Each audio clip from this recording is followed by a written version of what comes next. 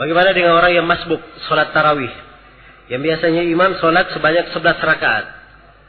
Dan waktu istirahatnya imam sangatlah panjang. Bolehkah orang yang masbuk tersebut melengkapi rakaatnya ketika imam sedang istirahat? Ya boleh saja, tidak ada masalah. Dia ada tambah 2 rakaat, tidak ada masalah. Tapi kalau dia ikut langsung saja bersama imam, itu juga boleh. Sebab asalnya ada keluasan.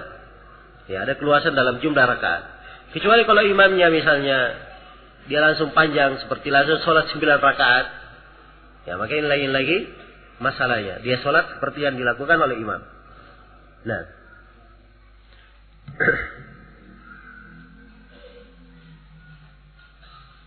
Apakah Rasulullah pernah sholat malam secara berjamaah di luar bulan Ramadan bersama para istri beliau?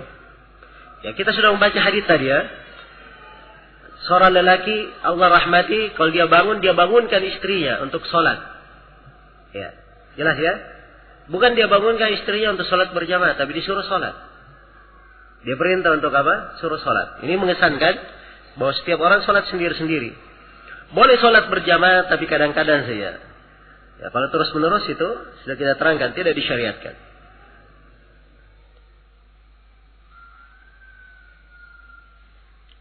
Adakah tambahan Rabbul Malaikatu Warruh setelah witir? Nah, Rabbul Malaikatu Warruh di pembacaan Subuhun Quddus Rabbul Malaikatu Warruh itu doa ruku dan sujud. Ya. Adapun doa yang dibaca setelah witir Subhanal Malikil Quddus itu doa setelah witir.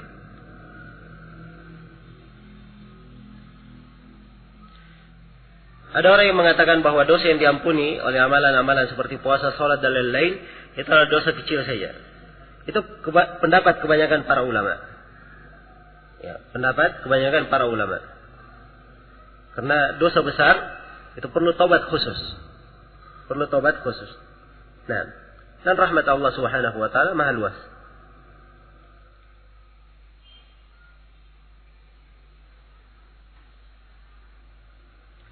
Bagaimana cara kita beristighfar pada waktu sahur? Seperti dalam ayat. Bolehkah kita membaca Sayyidul Istighfar? Padahal itu dibaca di pagi dan petang. Boleh saja. Sayyidul Istighfar itu disyariatkan dibaca pagi dan petang. Tapi bukan artinya tidak disyariatkan di tempat lain. Ya. Dia adalah penghulu istighfar. Boleh dibaca di mana saja. Seorang yang berdoa dengan itu di sujudnya boleh saja. Tidak ada masalah. Untuk memanfaatkan waktu sujud sebagai tempat mustajabah berdoa.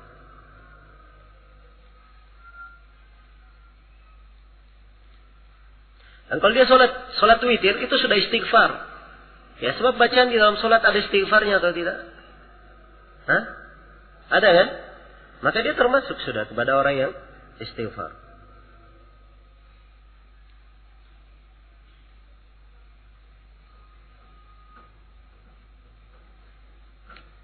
Ini mempertanyakan tentang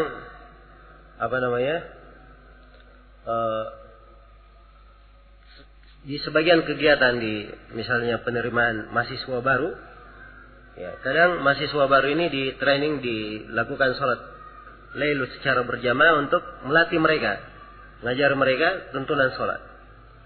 Ya, dan ini dikatakan bukan terus menerus. Iya betul, bukan terus menerus dilakukan. Memang sekali, tapi tahun depannya ada lagi, tahun depannya ada lagi. Dan itu sudah menjadi kebiasaan. Seakan-akan tiap kali ada training harus ada yang seperti ini. Itulah tadi yang saya katakan. Membiasakan seperti ini adalah hal yang tidak disyariatkan di luar Ramadan. Ya. Tapi kalau dia kadang-kadang ada dia punya keluarga, adik, diajarin, tidak ada masalah. Tapi kalau dia bikin acara khusus seperti ini adalah hal yang kurang tepat. Jelas ya?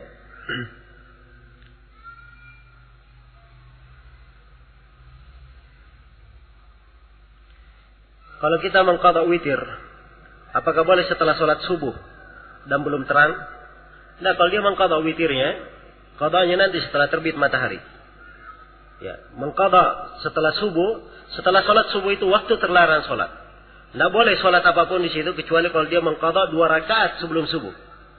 Itu saja. Tapi witir nanti setelah matahari terbit.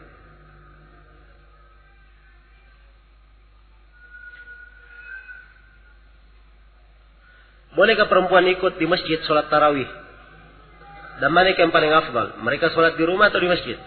Ya kalau tanya paling afdalnya di rumah, paling afdalnya bagi perempuan. Iya. Tapi kalau bertanya apakah boleh ikut di masjid, Nabi telah bersabda, la tamna'u masajidallahi, la tamna'u ima'allahi masajidallah. Jangan kalian melarang hamba-hamba perempuan Allah untuk hadir ke masjid-masjid Allah. Tidak ada yang melarangnya, silakan dia datang. Kalau dia ingin sholat, ya. Dan kadang sebagian perempuan ingin hadir karena di waktu sholat misalnya ada kelebihan di sholatnya. Ya. Dia kalau sholat di rumah misalnya dia tidak bisa membaca panjang. Tapi kalau dia hadir di belakang imam, ya dia bisa panjang sholatnya. Ya. Dia misalnya lebih sholat, lebih khusyuk kalau dia hadir. Ya. Maka ini hal-hal yang boleh. Tapi kalau berbicara paling afdalnya di mana? Bagi perempuan paling afdalnya di rumah. Sebab Nabi SAW mengatakan kepada para perempuan, wa buyutukunna khairul lakunna, dan rumah-rumah kalian itu lebih baik bagi kalian. Padahal ada Masjid Nabawi. Masjid Nabawi itu orang sholat di Masjid Nabawi, pahalanya sama dengan 1000 sholat di masjid lain selain Masjidil Haram. Bersama dengan itu Nabi berkata kepada para perempuan di Madinah, rumah kalian lebih baik daripada bagi kalian. Jelas ya?